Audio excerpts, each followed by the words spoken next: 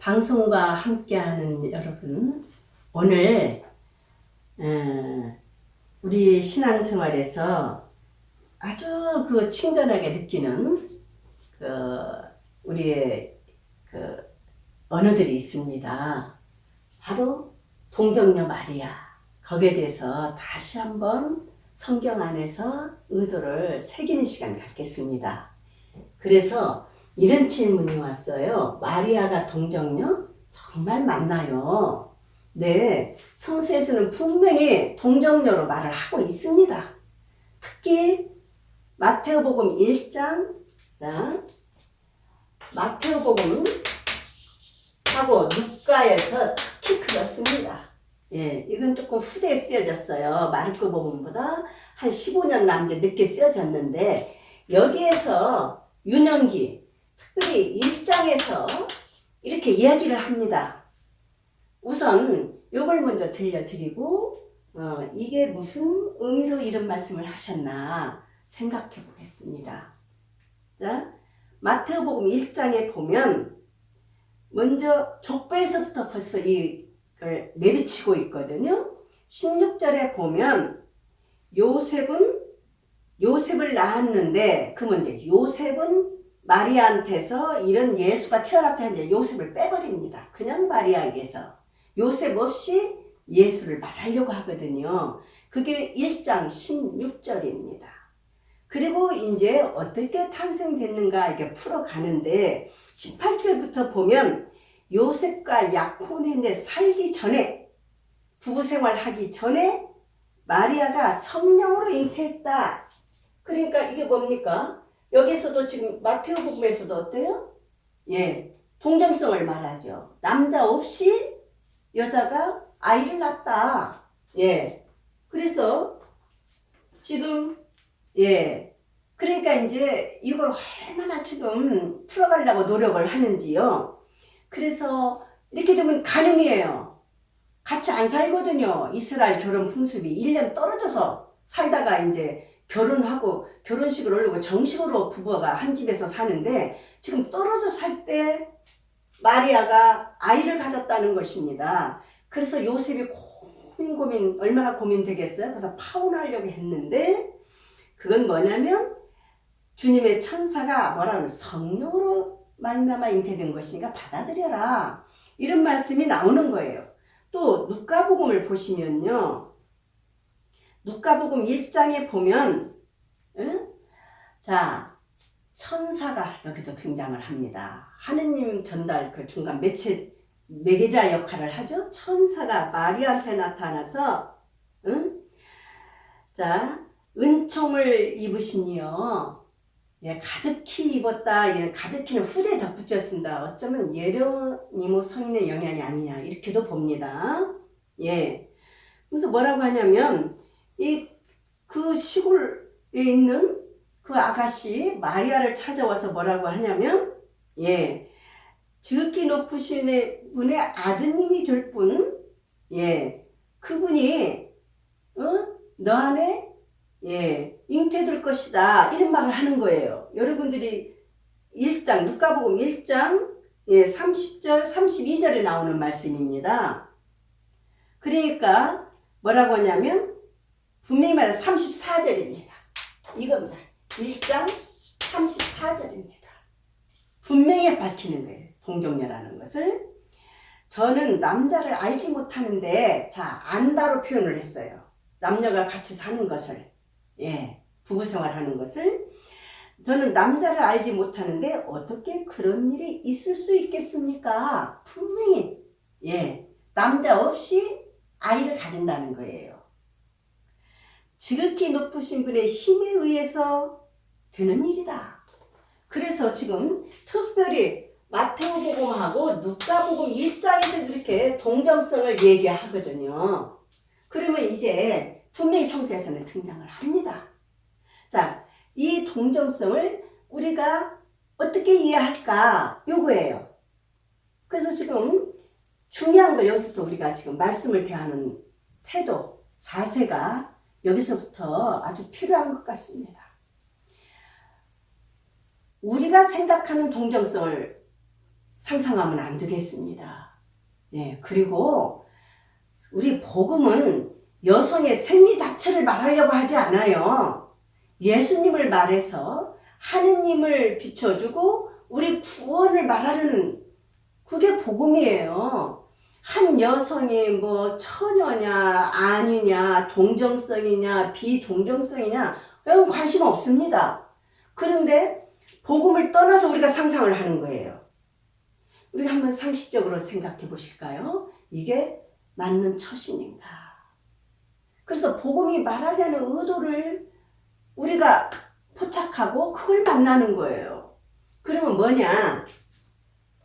자, 아주 예수님은 진짜 놀라운 분이다. 최고로 높이는 말이에요. 마리아를 높이는 말이 아닙니다. 어머니를 강조하는 것도 아닙니다. 무엇보다도 뭐예요? 자, 예수를, 한 인물을 최고로 높여야 되겠어. 아주 최고입니다. 저희가 강조합니다. 최고로 높이자면 예, 기상천외로 말을 하는 거예요. 그러니까 자, 세례자 요한은 스가랴가 뭐라고 하냐면 예? 이미 여러분들이 누가복음 1장 8절을 가서 보십시오. 스가랴가 뭐라고 하냐면 나도 이미 늙었고 아내도 이미 늙었는데 어떻게 그런 일이 일어나겠냐고 불신을 드러내요. 그러니까 그래도 늙은 나이에도 가질 수 있는 여지는 조금 있죠. 그런데 마리아는 아예 남자가 없어요. 이건 정말 말도 안 되는 거거든요. 그러니까 스가랴가 그렇게 했는데 1장 8절에서 아이고 우리 늙어서 희망이 없습니다. 이렇게 말하니까 그 다음 진짜 그렇지만 세례자 요한이 잉태됐어요. 근데 그대로 갈수록 아이가 없는 것은 아주 부끄러움입니다. 우리 어렸을 때도 그랬어요. 결혼해서 아이 못 낳으면 떳떳하지 못했습니다. 그러니까 1장 24절 25절 누가복음이니까 그 당시 상황을 말하는 거예요. 그 늙은 나이에 아이를 가지고 엘리사벳이 하느님이 치욕을 없애주셨다고 얼마나 감사하는지 모르거든요. 그런데 자, 예수님은 어떻습니까? 아예 남자 없이 잉태했다. 그건 뭐냐면 예수님은 특별히 하느님이 보냈다. 예, 특별한 계획 속에서. 그래서 아주 적당히 높이는 것이 아니라 이렇게 하느님이 정상에 이르도록 높이려고 이런 기상천외의 말씀을 하시는 거다. 그래서요, 우리가 생각할 것이 뭐냐면, 예, 동정성은 엄청 높이는 말이다. 고대 세계에서. 그리고 성서는 좀 반복해서 말씀드리자면, 우리가 너무나 지금 다른 상상을 하기 때문에 그건 좀 잠재워야 될 것 같아요. 여성의 생리를 말하는 게 있지 않다. 말하지 않는다. 예수님을 통한 하느님 구원을 말하려고 한다. 이것만 생각하면 벌써 다른 상상은 하지 말아야 되겠구나.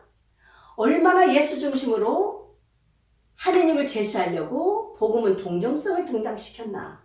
이렇게 생각을 하셔야 되겠죠.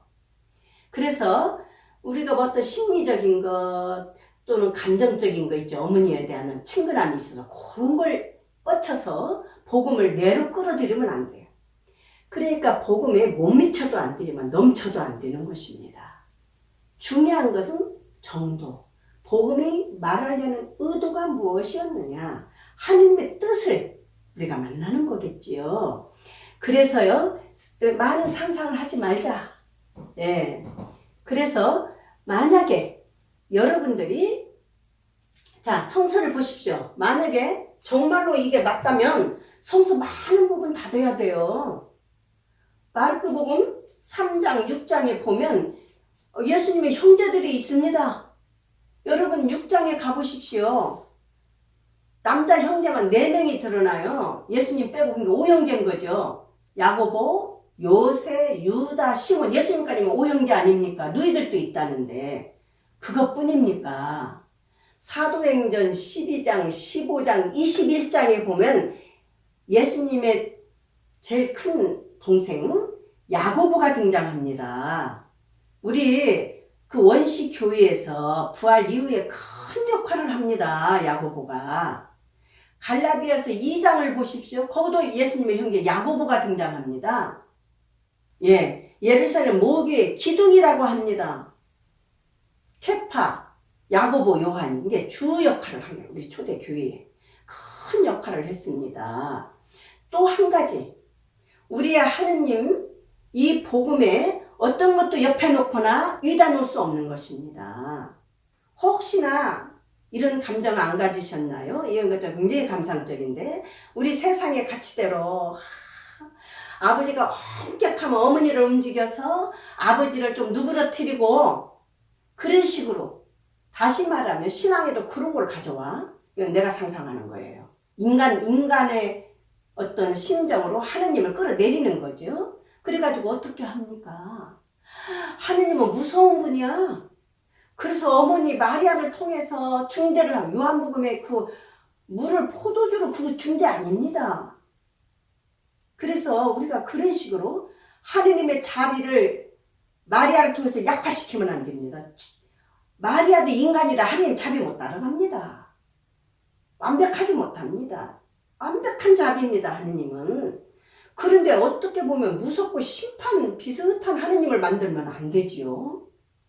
그래서 성서에 전혀 무관하고 오히려 하느님과 예수님을 저해시키는 식으로 우리가 이 동정녀 마리아에 대한 애착은 안 되겠다. 특별히 개신교보다 이 가톨릭이나 이런 성공이나 이런 그리스 종교나 이런 데서 이렇게 마리아에 대한 관심이 높아요. 우리나라에서는 특별히 이 가톨릭 교회가 그러는데, 우리는 성서의 정도로 와야 됩니다. 그래야 마리아도 기뻐하실 거고, 마리아도 하느님을 기쁘게 찬양하신 분인데 하느님을 자기 때문에 피해보게 할 그런 분이 아니거든요. 그래서 오늘 마리아가 동정녀 맞긴 맞는데 바른 성서의 의도대로 하느님의 뜻대로 예수님을 최고로 높이 놓고 그분이 하느님을 제시할 분, 엄청난 분을 말하려고 이런 말을 썼다는 것, 우리 한번 다시 재고해 봅시다.